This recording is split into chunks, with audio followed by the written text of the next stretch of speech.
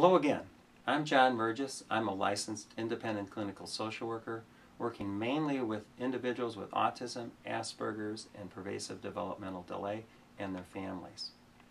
You can find out more about me and my work by going to my website, www.johnmurgis.com.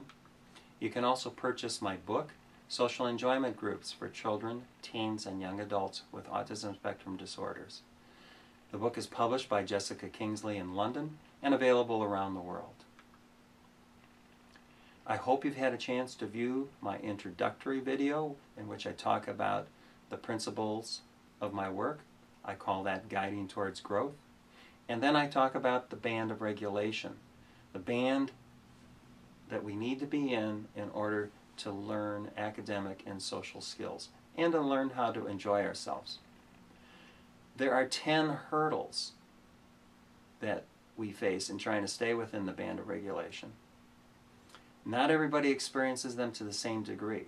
Some of us experience them as high hurdles, maybe medium, maybe low, pretty easy to get over, maybe not at all. All human beings can experience difficulty with the hurdles. People with autism, Asperger's, and pervasive developmental delay usually face more of the hurdles and face them to a greater degree. So today we're going to talk about the first 5 of those hurdles. Again, remember, not everyone faces all of them, and not everyone faces them to the same degree. I want to remind people that I'm available to do workshops on the hurdles in the band of regulation. And in these workshops, I'll go into greater detail, and you can see videos of the young people that I work with as they're struggling to get over these hurdles. You can contact me at my website for more workshop information. Okay, the first hurdle is keeping things the same, getting into a routine. In an effort to keep things from feeling like they're out of their control, the young people I work with love routine. A number of us love routine. I like my routines. I think about my keys. When I get home from work, I always take my keys and I put them in a dish on my bureau. I then don't have to worry about it. Whenever I need my keys, I know where they are. My life is made most difficult on those days when I come home and the telephone's ringing, or my wife says, "Hey, I need your help right now," and I put my keys on a coffee table or maybe on the mantle of the fireplace, and then I go take care of that phone call or help my wife with her task.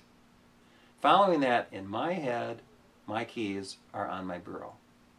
So the next time I need them, they're not there. I can start to panic, I can get angry, I can get frustrated. I have to do a lot of work to try to roll things back and figure out where I was. So I like my routine. The young people I work with tend to like routines much more than me. Attention difficulties. Young people with ASD tend to have difficulty with inattentiveness. It's difficult to get them to focus on what we're trying to help them with or teach them at a particular time. They also have difficulty with hyperattentiveness. If they see something they like, if they hear a sound that they enjoy, they can hyper-attend to that, and it's very, very difficult to get them regulated and back working again. And finally, they can have difficulty shifting attention in order to orient to other tasks and people. This is particularly hard in school when we have teachers who say, "Now look at me and listen to me. Okay, now look at the smartboard or the whiteboard. And now look at your paper. Look at me. Look at the smartboard. Look at your paper." All that shifting can be very, very difficult, and it can be a significant hurdle for some of the young people. Emotional regulation problems.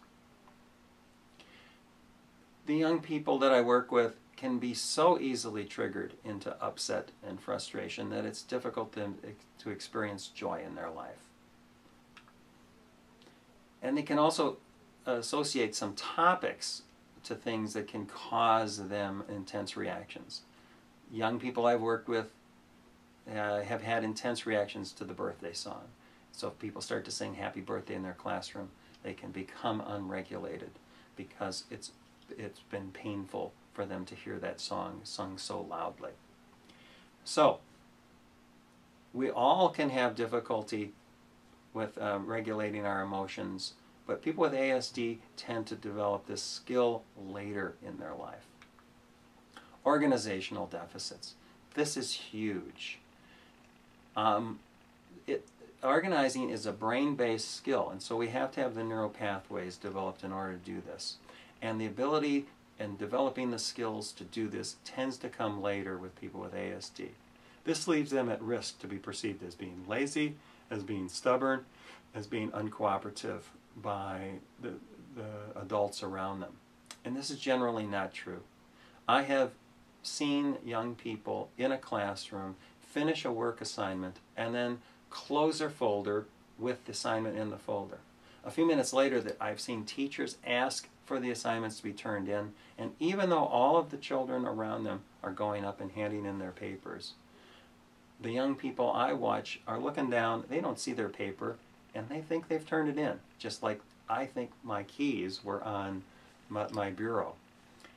Their paper is in their folder, and they don't know it. That's not them being lazy, that's not them being stubborn, it's not them being uncooperative. It's that they have a delay in developing this skill. This comes into play later. The young adults that I work with who drive into my office often have difficulty remembering the dates and times of appointments. And we have to work on the skill of, are you going to use a planner? Are you going to use your smartphone? Are you going to use an iPad? What are you going to use to stay organized? Once we have the method, now how are you going to train yourself to actually look at that schedule every day, to check it, to be aware? This is a skill. It's going to come. It usually comes later. And for some of my individuals, this is a medium to high hurdle. The other thing to think about is that in order to be successful socially, we have to organize the information in our social world. We have to organize the things that we hear. We have to organize what sarcasm and joking around is. We have to organize facial expressions and body expressions. And that can be difficult. And so some of my kids who experience this as a significant hurdle can retreat from social situations because it's just too hard. Language processing issues. A lot of the children and young adults I work with have difficulty expressing their thoughts and feelings. It's a delay.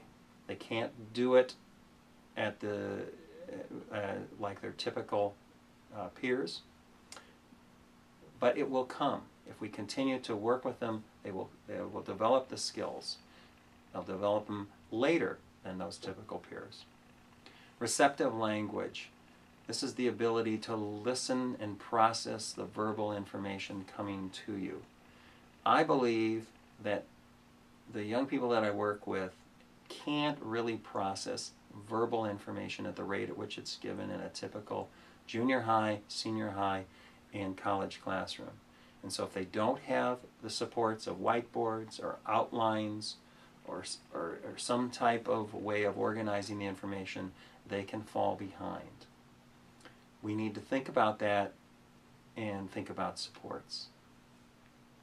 Young people, the very young children that I work with can ritualize language. They can want to have the same conversation over and over again. They can want to give you the script to their favorite video. They find great comfort in the ritual.